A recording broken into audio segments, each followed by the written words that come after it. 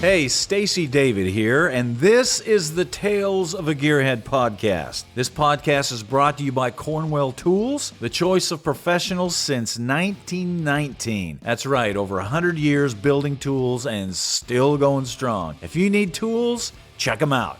You won't be disappointed. All right, let's get rolling.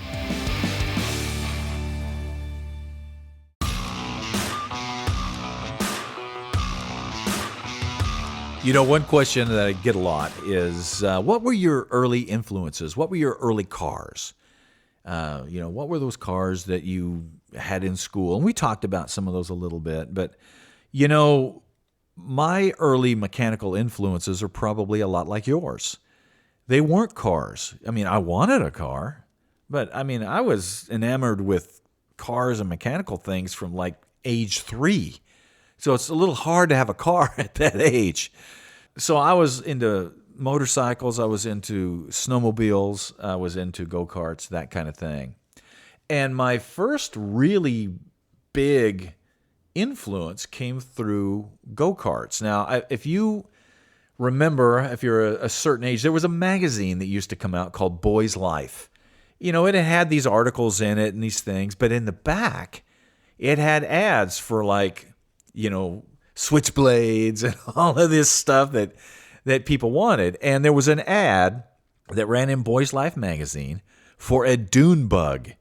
And this was like an off-road go-kart with these big knobby tires, had a little fiberglass body that you sat in like a little tub.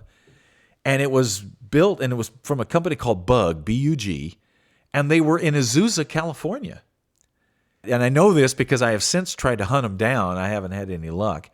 But they're right out there by Gale Banks. At least that's where they were. You could buy the plans to build your own, because I couldn't afford to buy the one. And I think the plans were $1. So, I ordered the plans, in Boys Life, and they come in. It's these drawings that they were these really nice blueprints on how to build this frame that would handle, up to a snowmobile engine. And of course, I didn't understand how to read blueprints or anything, man. I'm 6 or 7 years old. But that was the start of it. So I took those to my dad. And then it had the list of the steel to get, so he got that. And then we had to go someplace to a friend that could cut the metal and weld it, a guy that had a machine shop, and I thought that was so cool because we went to these places, the guy could weld and he could cut stuff. And I was always like, gosh, I want to be like that. Because we were totally at the mercy of somebody who had those skills. So I'm learning all the time how important it is to learn these skills and to be able to do this stuff if you want to do this kind of stuff. So that was my early influences on that. Now, the funny thing was, and listen, I was working at the local grocery store and local, shops and everything to earn my extra money to be able to buy the knobby tires and this and that. That was a big deal.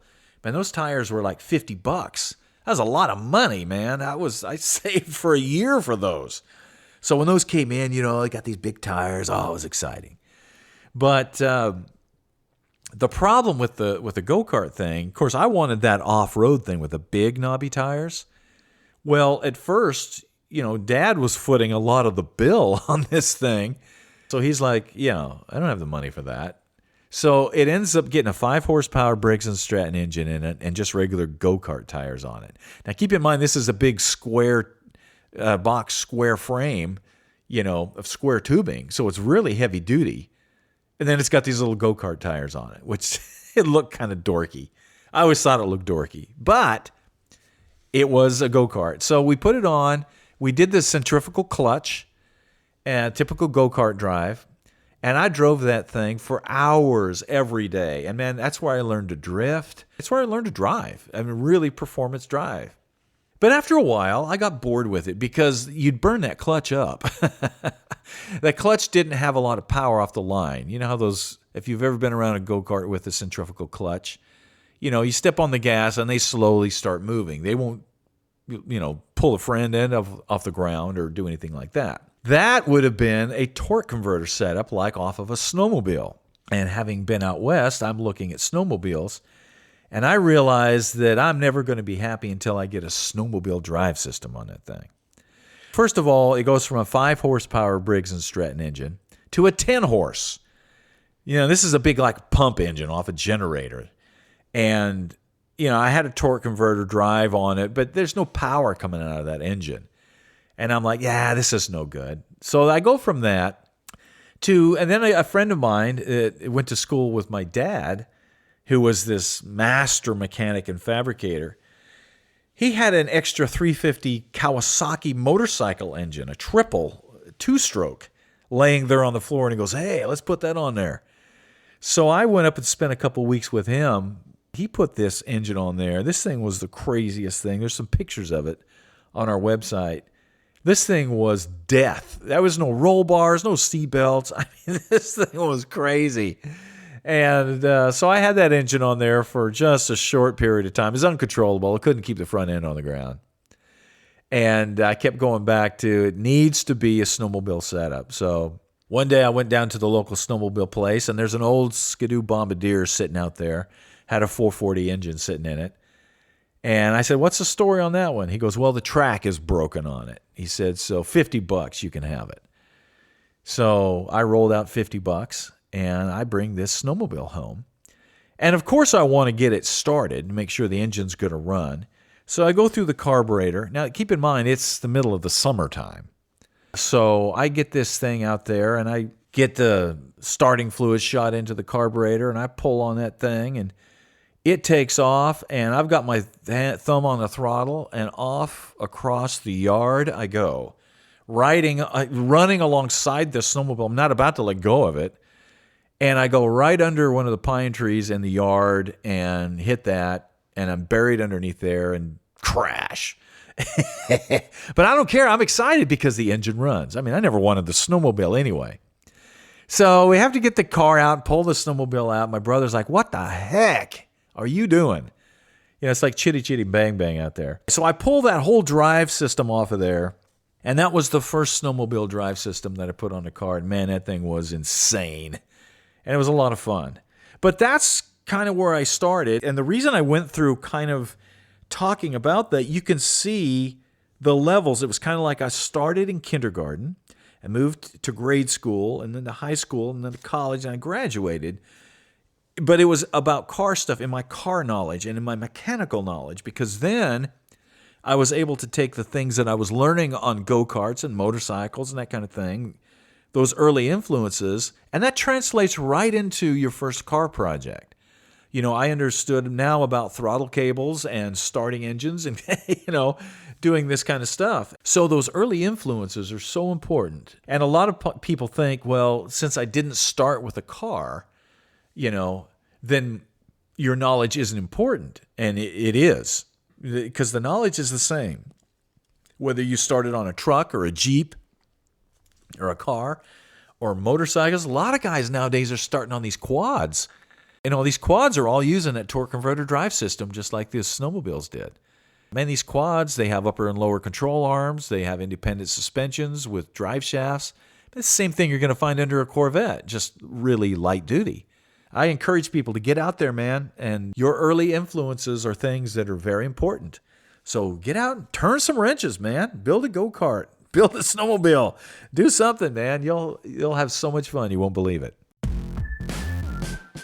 One question I get a lot when guys are talking about jobs is about Cornwell Tools. We talk about Cornwell a lot, and you see me use their stuff on the show a lot. People are asking, hey, how do I become a dealer? Man, all you have to do is contact Cornwell. Tell them you're interested in becoming a dealer, and you'll be on your way. And it is a great company to work for, and they've been around a long time. You've seen the tools. You've seen the way they operate.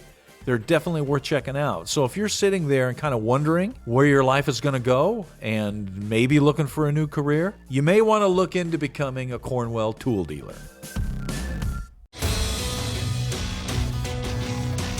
Okay, we are ready for some questions here. Hear the paper rattling? That's a bunch of questions and a bunch of things that have come in. First one comes from John, and he says, hey, Stace, I've been watching you for a long time.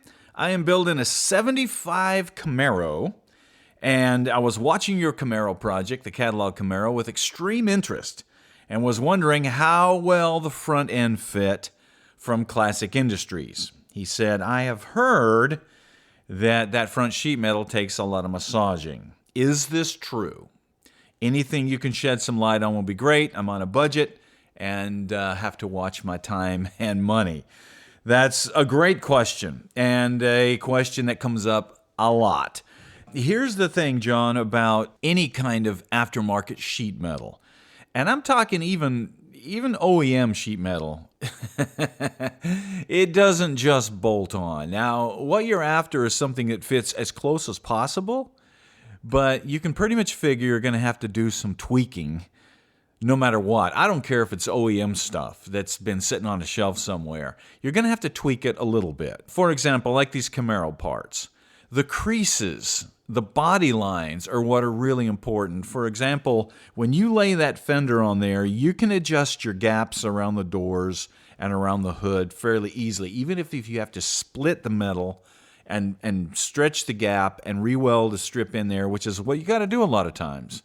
That is a much easier fix than if you get everything bolted in place and the body lines don't line up. In other words, the creases that run down the side, over the top, down along, around the wheel wells, if those do not line up, that is major surgery. You either have to split the fender or, you have to remake that. That's when you send the piece back and get another one. Most of it laid right on there. Now, obviously, it's got to be shimmed. Obviously, I'm going to have to work the gaps. But you got to do that with any car. One thing that people don't realize is that, especially the muscle cars back in the day, but any car, they are built by guys on an assembly line putting together cars, as they roll down the assembly line. So listen, they're not spending a lot of time shimming and fitting parts.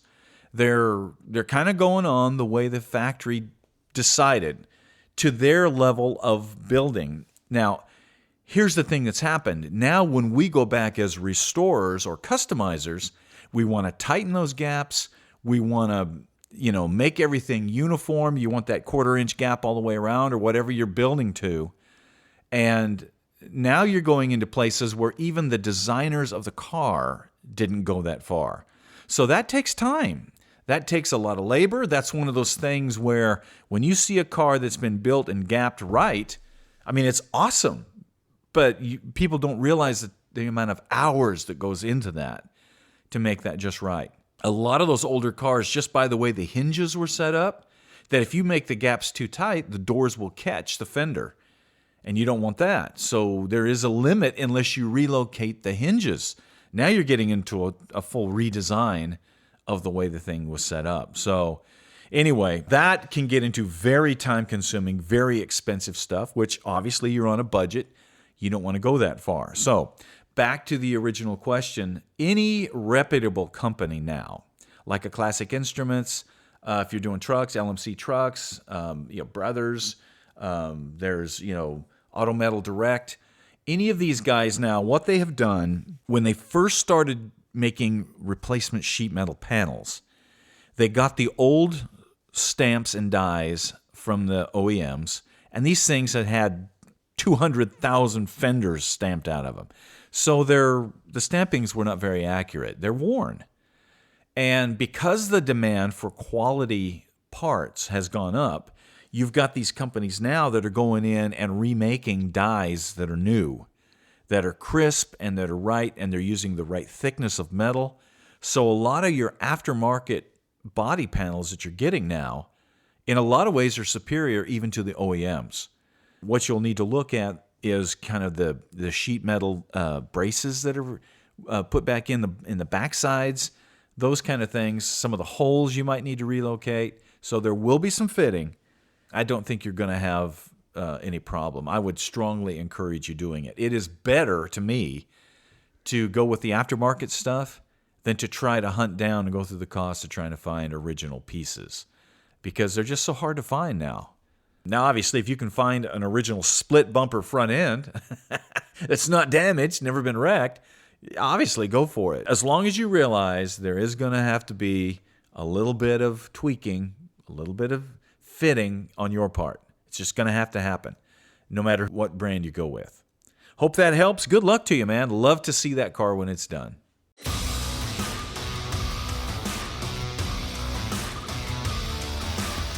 Okay, this next question is an interesting one. It says, "Hey Stacy, how did you simulate the machine guns on Sergeant Rock?" Well, they're actually replicas.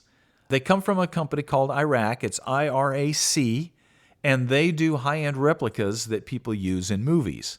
They actually fire propane and oxygen. So not only are they a state-of-the-art replica, I mean, you can look right at them and you'll think you're looking at true 50 cals.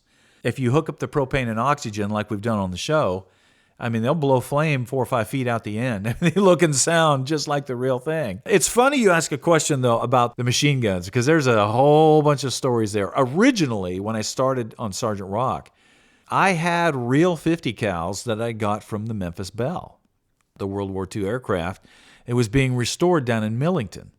Now, these were 50 cals that were welded up. They were supposedly not operational, but obviously it doesn't take much to slice the welds and make them operational. But I had them on loan, and that's what I originally had. And when they moved the Belle from Millington up to Dayton, Ohio, to finish the restoration, well, they came and got the guns, which was fine because there was a lot of things I had to sign. I mean, the government knows where every 50 cal is because they are so potent. Anybody that owns one, operational or not. And so I was on the lookout for a good replica, and I found these replicas, and man, these are spot on. They're so good, actually. You guys will get a kick out of this, that I was going down to do a show with Sergeant Rock for Cornwell Tools. This was a few years ago. We're going to put it up on some toolboxes and do this thing. Okay, so generally when I ship Sergeant Rock, it goes on an open trailer. And so we just roll it up on an open flatbed, and it goes down the road, and people love it. I mean, they salute it, they wave at it, they take pictures of it. It's almost its own circus going down the road. So anyway, we drove from Tennessee all the way down to Florida, to Orlando, where the show was. With Sergeant Rock, in all his glory on the back, the guns, the whole deal. Adam, who was carrying the truck for me, he pulls in, and the guys are waving him in, and they're like, it's such an awesome truck. And everybody, these are the people right there at Disney World. They're waving it in, that kind of thing. Okay, so I meet the truck. I back it off of the trailer, and I drive it into the convention center there. And we start working on it. And I noticed that some of these employees and some of these Disney World people are kind of looking at each other and looking around, and I didn't think that much about it because there's all kinds of equipment and things going on. Well, we jack the truck up and we get it up on the toolboxes and get it set. And then, I don't have to be there till, 10 o'clock the next morning.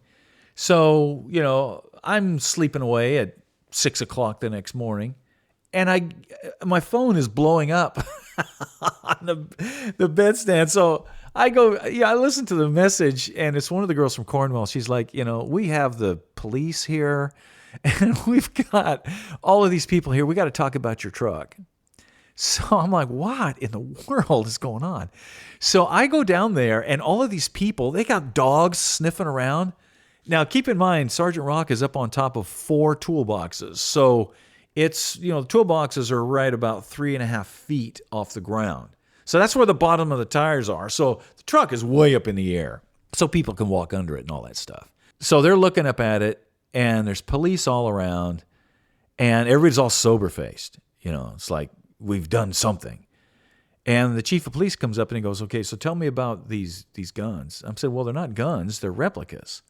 And they're like, oh, that's good. Well, we were thinking they were. And there's a couple of veterans around there. I think one of the guys was a Vietnam vet, and he was rolling his eyes. He said, yeah, I told him they were replicas. He said, these guys. So, there's always a cool old vet standing around. So anyway, they're like, well, how did you get the truck in here? As into the grounds. And I said, well, we drove in. And at this point, a guy from Disney World had come up. He was the representative. He goes, you didn't drive that in here on a trailer like that. I said, yeah, we did. Drove it in the front gate. People waved at us. And he was like, well, I could see he was like mentally taking names. Okay, so then it goes from him to like the head guy at Disney World shows up.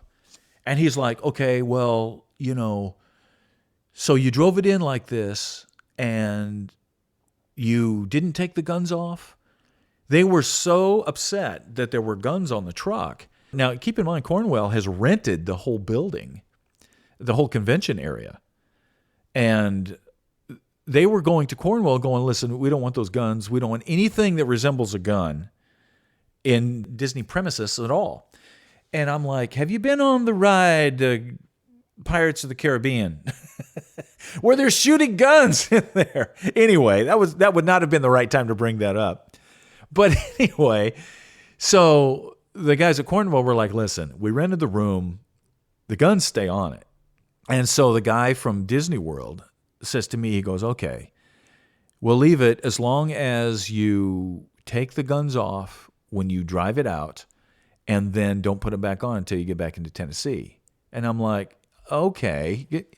And then the cop comes up to me and I've said, what's up with that? He goes, well, technically, it's illegal to have any kind of a display gun like that on a vehicle without having like orange barrels or something. And of course, mine don't have that. I'm not about to paint red tips on them or orange tips on them. And I was like, well, that's really odd. I said, because we drove all the way from Tennessee and all the police just waved at us. He was kind of in a tough spot because Disney was all around him. But anyway, so that was the adventure with the machine guns on Sergeant Rock. When you drove into an area that was very anti-gun.